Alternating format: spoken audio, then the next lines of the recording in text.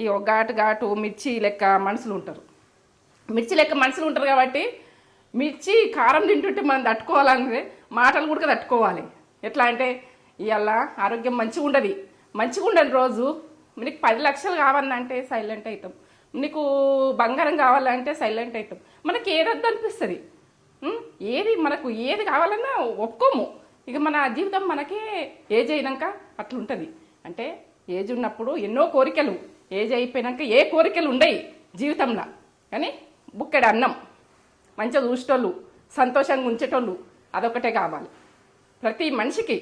ఏంటంటే ఒక మనిషిని కుంగగొట్టకుర్రి, ఒక మనిషిని బాధ చేయకుర్రి. ఏంటంటే రిలాక్స్గా బతుకుర్రి. ఏదో ఉన్న దాంట్లో మనకి ఇవాళ ఉన్నది మనకున్నా లేకున్నా ఒక మైండ్ మాత్రం డిస్టర్బ్ చేయకూడదు ఎవరికి. సరే నేను చేసుకుంటా.